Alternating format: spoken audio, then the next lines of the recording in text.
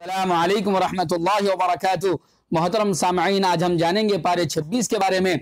पारे 26 का आगाज सूरह हक़ाफ से होता है, जिसमें इरशाद है कि मुशरिक के पास शिर्क की कोई दलील नहीं है और जो शिर्क करते हैं उनसे कहिए कि अगर वो सच्चे हैं तो कोई साबिक़ा किताब या इल्म का टुकड़ा अपने मौक़िफ़ की दलील के तौर पर लेकर आएँ। मजीद इरशाद है कि इससे बढ़कर गुमराह कौन होगा जो अल्लाह के अलावा किसी और को पुकारता है, जो क़यामत तक उसकी पुकार का जवाब नहीं दे सकते और उनकी पुकार से गाफिल हैं। मजीद इरशाद है कि बेशक जिन लोगों ने कहा है कि हमारा रब अल्लाह है, फिर उस पर इस्तिकामत दिखाई, तो ना उन पर कोई खौफ होगा और ना गम होगा, और ये लोग जन्नती हैं जो हमेशा उसमें रहेंगे और उनको उनकी की गई जज़ा ज़रूर मिलेगी। आगे अल्लाह पाक फरमाते हैं कि हमने इंसान को वालिदैन से अच्छा बर्ताव का हुक्म दिया है कि उसकी माँ ने तकलीफ के साथ उसको उठाए रखा और तकलीफ के साथ उसे जन्म दिया और उसके हमल और उसके दूध पीने की मुद्दत 30 माह है, यहाँ तक कि जब वो अपनी जवानी की इंतहा को पहुंचा और 40 साल का हुआ तो उसने कहा क्या मेरे रब मुझे तौफीक दे कि मैं तेरी इस नेमत का शुक्र अदा करूं जो तूने मुझे और मेरे वालिदैन को दी, और मुझे तौफीक दे कि मैं इसे नेक अमाल करूं जिन्हें तू पसंद करता है, और तू मेरी औलाद की इस्लाह कर दे। मैं तेरी बारगाह में आकर तौबा करता हूं और बेशक मैं मुसलमानों में से हूं। अल्लाह पाक ऐसे लोगों के बारे में कहते हैं कि ये वो लोग हैं जिनके बेहतरीन अमाल को हम कबूल करते हैं और उनकी खताओं को माफ़ करते हैं, और ये लोग जन्नती हैं उस सच्चे वादे के मुताबिक जो उनसे दुनिया में किया जाता था। नीज़ अल्लाह ने प्यारे नबी सल्लल्लाहु अलैहि वसल्लम को सब्र की तलकीन करते हुए फरमाया कि आप वैसे सब्र करें जिस तरह आपसे कबल उल आज़्म अंबिया यानी हजरत नूह, हजरत इब्राहीम, हजरत मूसा और हजरत ईसा अलैहिस्सलाम सब्र फरमाते रहे। और आपने जब दावत दीन में पेश आने वाली मुश्किलात पर सब्र किया तो आपका सब्र पिछले तमाम नबियों के सब्र पर सबकत ले गया।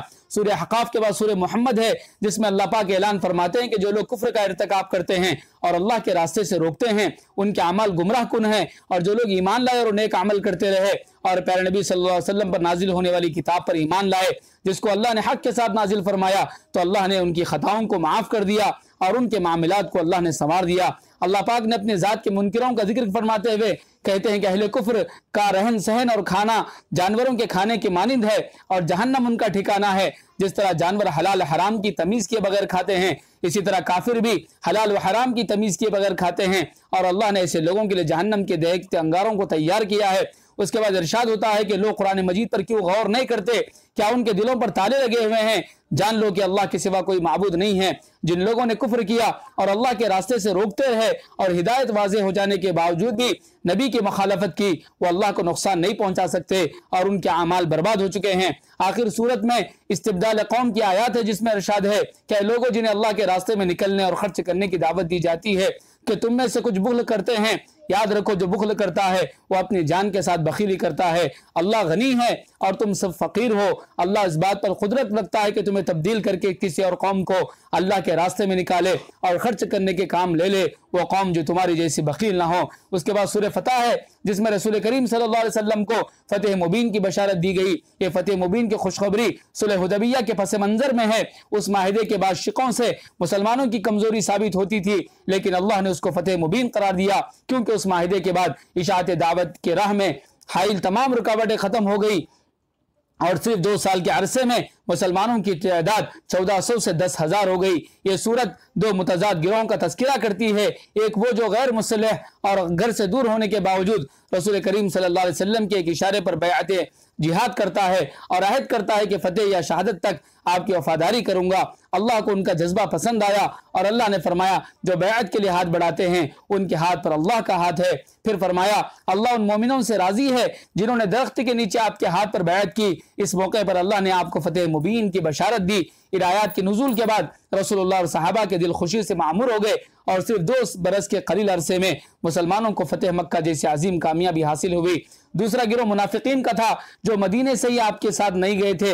उनका ख्याल था कि मुसलमान मक्के से जिंदा वापस नहीं आ सकेंगे।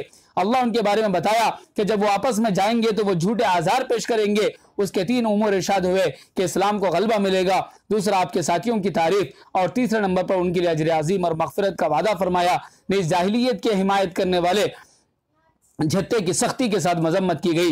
नीज़ फरमाया गया कि मोहम्मद अल्लाह के रसूल हैं और जो उनके साथी हैं वो कुफ़ार पर सख्त लेकिन आपस में रहमदिल हैं। और ऐ मुखातब तू देखेगा कि वो रुकू सुजूद में अपने रब का फजल और उसकी रजा तलाश करते हैं और उनके चेहरों पर सजदों के निशान हैं और उनकी मिसाल तौरात और इंजील में मज़कूर है।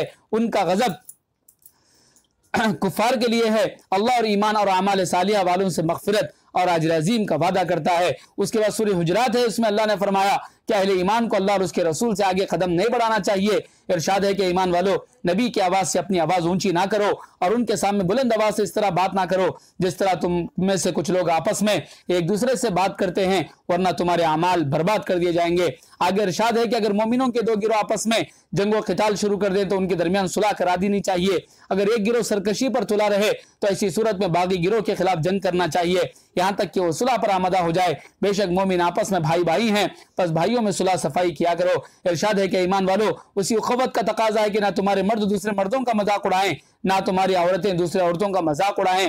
वो हो सकता है कि वो दोनों अल्लाह की निगाहों में बेहतर हों।